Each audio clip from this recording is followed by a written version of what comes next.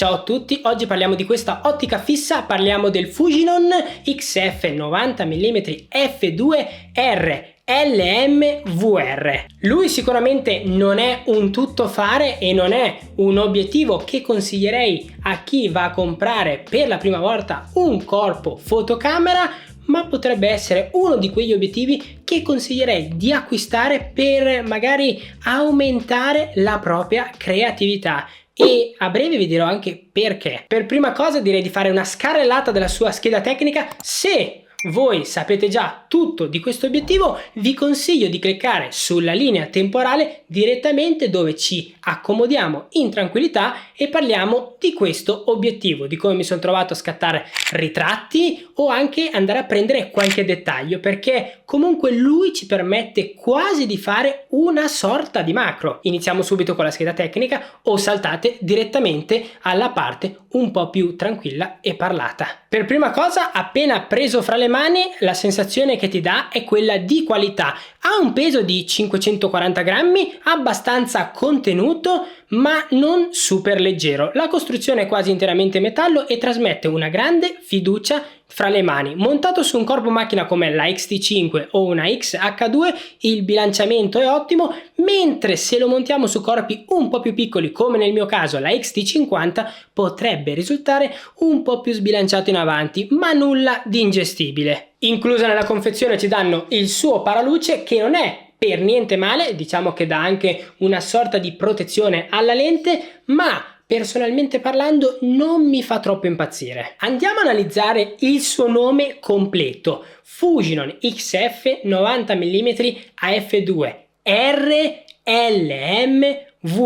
Questo obiettivo non usa un motore standard lineare, ma usano quad linear motor. Significa che ci sono 4 magneti e 4 bobine che lavorano insieme per muovere il gruppo di lenti interne. Il risultato pratico? Una messa a fuoco fulminea, precisa e, quello che più ci interessa, estremamente silenziosa. E quindi anche in situazioni un po' più particolari, come per esempio dentro una chiesa durante i matrimoni e queste situazioni qua, avere un obiettivo super silenzioso sicuramente è un punto a favore. Naturalmente questo punto a favore della rumorosità va anche a favore dei video, perché magari se andiamo a mettere a fuoco un soggetto un po' più vicino alla fotocamera non sentiremo il rumore del motorino della messa a fuoco. In più la dicitura VR ci indica che questo obiettivo è tropicalizzato e quindi non vuol dire che possiamo immergerlo naturalmente nell'acqua, ma possiamo utilizzarlo per esempio sotto la pioggia o anche in situazioni un po' polverose. Nel mio caso l'ho utilizzato con una XT50 che non è tropicalizzata e quindi mi sono comunque trovato un pelino più limitato, ma comunque avendolo tropicalizzato qualcosina in più ti può dare. Ok, inizia la nostra parte parlata. Mi sono seduto sul mio sgabellino che, come sentite, cigola come si deve. Parliamo di questo obiettivo, su come mi sono trovato nella praticità. All'inizio non mi sono trovato super comodo. Qua dietro ho la mia XT50 che vi ho portato un video sul canale di recente e lo sono andato a utilizzare con lei. Per prima cosa, come vi ho detto durante la scheda tecnica, se l'avete saltata ve lo ridico, il peso è abbastanza contenuto ma non è super contenuto per un corpo come quello, quindi un pochino potrebbe rimanere bilanciato in avanti. C'è da dire che comunque si adatta molto bene perché il corpo non è super grande come per esempio il 50 mm f1 che vi ho portato un po' di tempo fa. Quello era un po' ingombrante, questo mi è piaciuto di più da utilizzare perché comunque è parecchio affusolato, non è super pesante, quindi lo si può utilizzare anche per diverso tempo. Quello che mi è piaciuto di questo obiettivo è sicuramente la resa dei colori e la profondità di campo che ti dà questo 90 mm con l'F2, è davvero spettacolare. All'inizio non mi sono trovato super bene, pensavo che non cambiasse quasi nulla da un 85 mm. Io con la mia Nikon ho sempre utilizzato un 85 mm a f1.8 e invece quei 5 mm in più si fanno sentire, lo devo ammettere. Però alla fine mi hanno fatto impazzire perché sono stati spettacolari, mi hanno messo in difficoltà e questo mi è piaciuto davvero tanto perché mi ha rifatto tornare la voglia di scattare i tratti, e questa cosa che mi ha messo in difficoltà mi è piaciuta perché Un obiettivo fisso ti porta a ragionare di più nello scatto. In molte situazioni, come questo 90 mm, per esempio, essendo una focale davvero lunga, quando andavo a scattare dovevo essere molto lontano dal soggetto se volevo prenderlo tutto, e in certe situazioni non avevo quel grandissimo spazio per prendere completamente il soggetto, e lì dovevo ingegnarmi nello scattare. E quindi questo è quello che ho apprezzato davvero tanto di questo obiettivo. Nel pratico è un signor obiettivo, i risultati sono davvero spettacolari. All'inizio non mi piaceva quanto il 50 mm f1, ma poi dopo l'ho adorato, e anzi forse lo preferisco anche rispetto al 50 mm.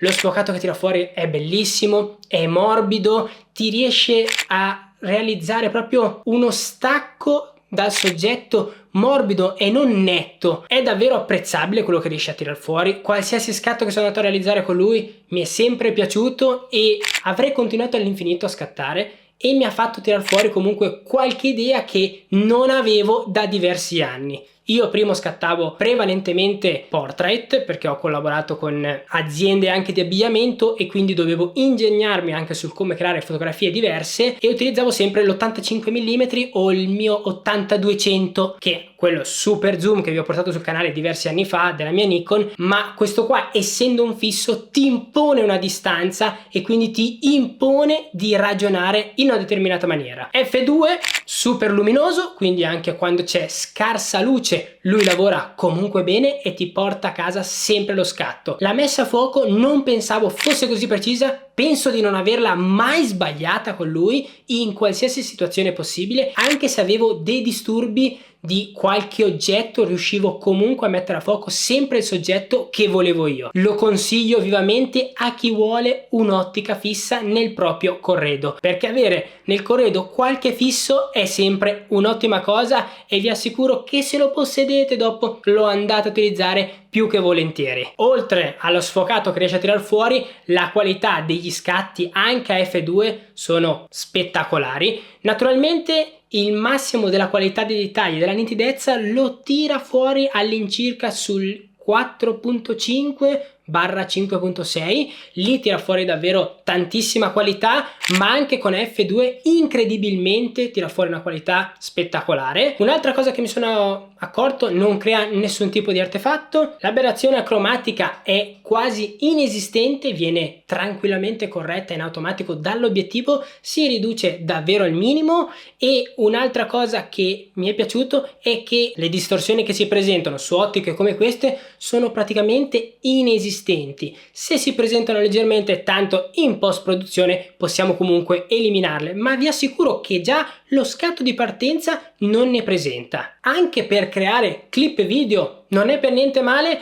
C'è da dire che se non avete un corpo macchina con una stabilizzazione interna farete parecchia fatica, perché lui, non essendo stabilizzato, va a finire che rischia di esserci troppo tremolio nella ripresa. Se invece, per esempio, come la mia XT50, avete presente l'IBIS, allora riuscite a creare filmati un po' più fluidi, e vi assicuro che la qualità delle riprese è più che interessante. Non è un obiettivo che super consiglio per riprendere, però qualche ripresina sono sicuro che comunque, se volete farla, la tirate fuori senza problemi. Poi lo stacco dello sfondo comunque e la colorazione Fuji è davvero cinematica. L'autofocus, che già vi ho accennato prima, che comunque mi è piaciuto, De Fulmineo, e quasi potrebbe essere un'ottima idea se vogliamo fare qualche scatto sportivo. Naturalmente non è super consigliato per quegli sport frenetici e super veloci, ma vi permette comunque di realizzare fotografie anche sportive e un po' più movimentate, perché comunque il soggetto tra il corpo macchina e lui riuscirà sicuramente a tenervelo a fuoco senza problemi. Parlando di costi, quest'ottica andrà ad avere un prezzo di 1.149 euro,